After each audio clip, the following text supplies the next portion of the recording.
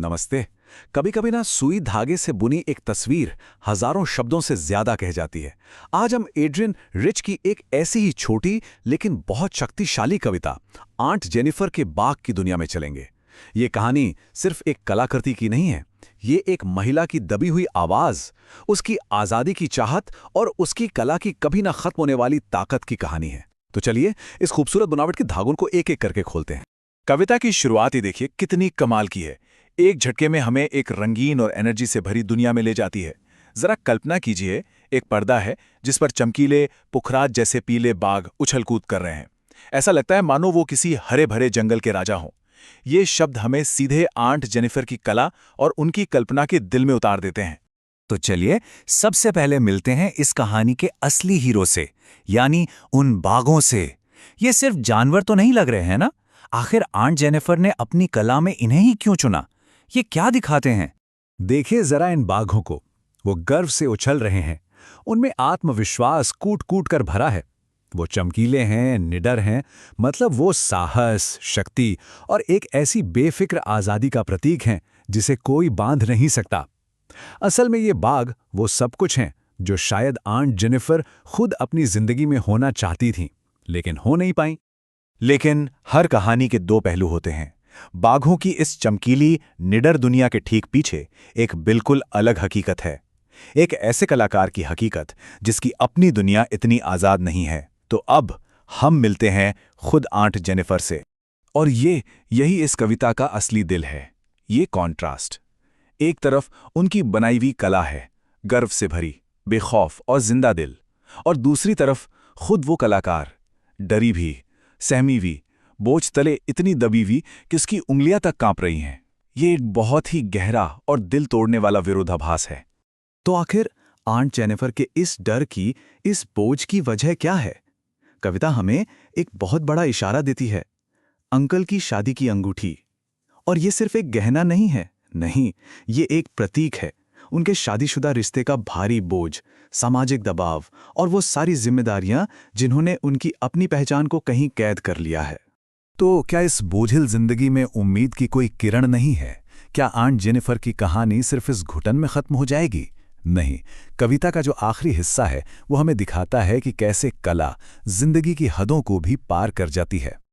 और यही कविता हमें एक जबरदस्त सच से मिलाती है। देखिए, जब आंट जेनिफर नहीं रहेंगी तब भी उनके हाथ शायद उन मुश्किलों के निशानों से घिरे होंगे जिनसे वो पूरी जिंदगी गुजरी, लेकिन उनके बनाए बाघ, अरे वो तो हमेशा हमेशा उसी शान से, उसी निडरता से उछलते रहेंगे।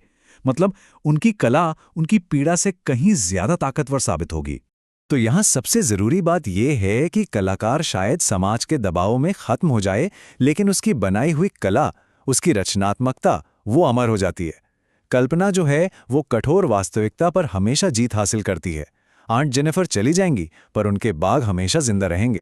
अच्छा, हमने कहानी तो समझ ली, पर कभी सोचा है कि बस चंद लाइनों की ये कविता इतना गहरा असर कैसे छोड़ जाती है? चलिए अब जरा इस कविता की बनावट के अंदर झांकते हैं, इसकी कारीगरी को समझते हैं जो इसे इतना यादगार बनाती है। जैसा हमने पहले भी देखा, शादी की अंगूठी यहाँ का सबसे शक्तिशाली सिंबल है। ये सिर्फ एक गहना नहीं, बल्कि उन सभी सामाजिक और भावनात्मक जंजीरों का वजन है जो आंट जेनिफर को रोके हुए हैं। ये पुरुष प्रधान समाज के दबाव का प्रतीक है। और इसके ठीक उलट हमारे पास है उनकी कढ़ाई। ये उनका क्रिएटिव एस्केप है, कल्पना की एक निजी दुनिया जहां वो सब कुछ बना सकती हैं जो वो खुद नहीं हो सकती। आजाद, निडर और शक्तिशाली, ये उनकी दबी हुई आवाज का एक जरिया है। और इन्हीं प्रतीकों से कविता के गहरे थीम्स उभरते हैं। ये कविता दिखाती है कि कैसे कला सिर्फ एक शौक नहीं, बल्कि घुटन के खिलाफ एक तरह का विद्रोह हो सकती है। ये उस खामोश लड़ाई को आवाज देती है जो आंट जेनिफर जैसी कई औरतें आजादी के लिए रोज लड़ती हैं। एड्रियन रिच भाषा के साथ भी खेलती हैं, जैसे अनुप्रास यानी अलिटरेशन का इस्तेमाल। जरा सुनिए, फिंगर्स फ्लटरिंग, भ की आवाज बार बार आने से हमें उनकी घबराहट महसूस होती है। वहीं दूसरी तरफ प्रेंस प्राउडली, यहां प की ध्वनि बाघों के आत्मविश्वास को दिखाती है ना कमाल? इससे कविता को पढ़ने का असर और भी गहरा हो जाता है। आखिर में चलिए इस पर बात करते हैं कि ये छोटी सी कविता आज भी इतनी जरूरी और शक्तिशाली क्यों लगती है। इसका जवाब खुद कवियत्री एड्रियन रिच के जीवन में छिपा है। वो 20वीं सदी की एक बहुत बड़ी नारीवादी आवाज थीं और उनकी कविताएं अक्सर महिलाओं के अनकहे अनुभवों को और सत्ता के खिलाफ उनके संघर्षों को ही सामने रखती थीं।